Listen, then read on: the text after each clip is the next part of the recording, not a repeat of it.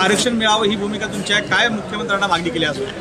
मी आज राज्याचे मुख्यमंत्री सन्माननीय एकनाथ शिंदेजीशी मी भेट घेतली आणि त्यांना मी ज्ञापन दिलेलं आहे। 2019 पासून 2014 पासून सतत आम्ही मागणी करत आहोत की मुस्लिम समाजातील जे 50 घटक आहे ज्यांना महमूदुर रहमान समितीने शिफारस केली होती की हे बॅकवर्ड आहे, हे मागासलेल्यापणाच्या आधारावर ह्यांना मुख्यधाऱ्यामध्ये आणण्यासाठी आरक्षण देण्याची गरज आहे, असे लोकांना काँग्रेस राष्ट्रवादीची 2013-14 साली जी सरकार होती त्यावेळी आम्ही निर्णय घेतला होता।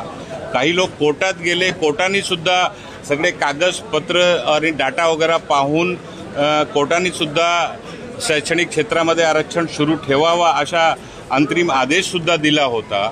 2014 मध्ये भाजपाची सरकार आल्यानंतर तो आरक्षण त्यांनी डावळला, थांबवला।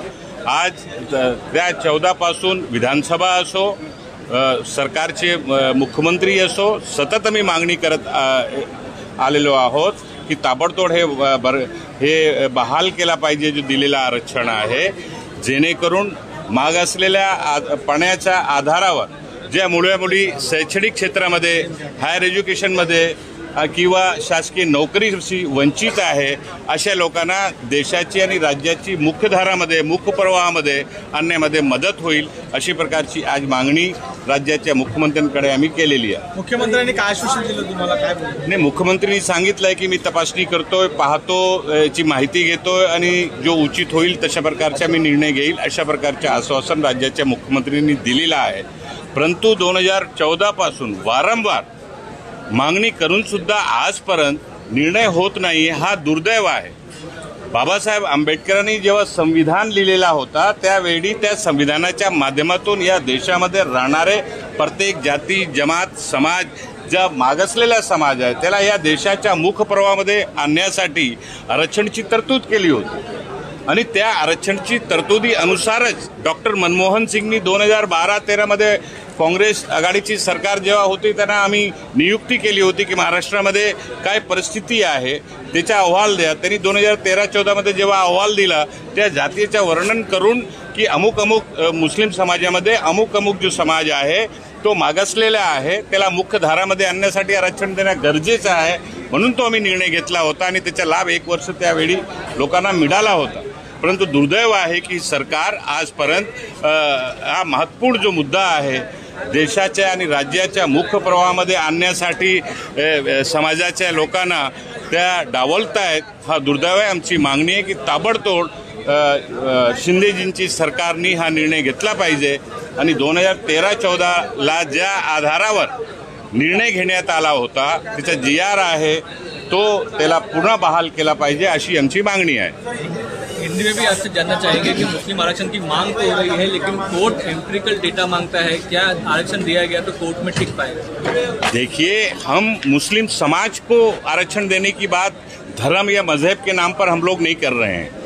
मुस्लिम समाज में जो विभिन्न जातियां हैं, विभिन्न बिरादरियां हैं, जो पिछड़े हैं, चाहे एजुकेशन में हो या सरकारी नौकरियों में हो या बाकी क्षेत्र में हो, ऐसे लोगों को मुख्य धारा में लाने के लिए 2012-13 में कांग्रेस NCP की हमारी जब सरकार थी तो हम लोगों ने डॉक्टर महमूदुर रहमान IAS उनकी अध्यक्षता में समिति गठित की थी। उन्होंने सारे सर्वे किया था 2 साल तक पूरे महाराष्ट्र में, उन्होंने वो डाटा दिया था महाराष्ट्र की सरकार को, 2013 में रिपोर्ट सौंपी थी।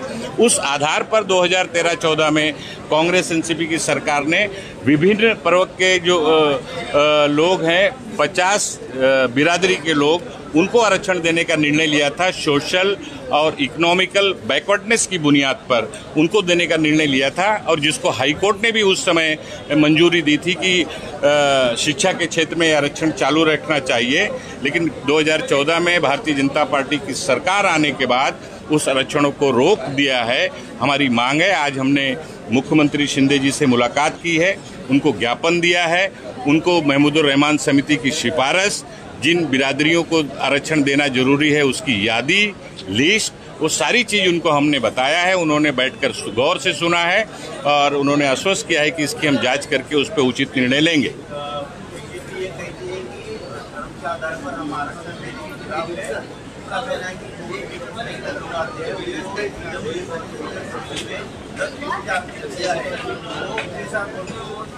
ये भारतीय जनता पार्टी हमेशा इसी बात को कह के कि धर्म के आधार पर, जबकि हम लोग बार बार ये बात कह रहे हैं कि धर्म के आधार पर कोई आरक्षण दिया ही नहीं गया है, ना ही धर्म के आधार पर आरक्षण देने की मांग हो रही है।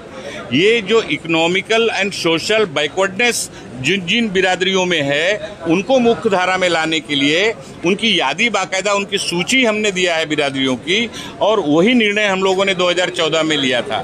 भारतीय जनता पार्टी की करनी और कथनी में बहुत अंतर है, इसलिए वो विशेष तौर पर एक विशेष संप्रदाय से संबंधित समाज के लोगों को मुख्य धारा में आने नहीं देना चाहते हैं, इसलिए धार्मिक आरक्षण नहीं दिया जाएगा, इस तरह का प्रोपगंडा करके ये अन्याय कर रहे हैं।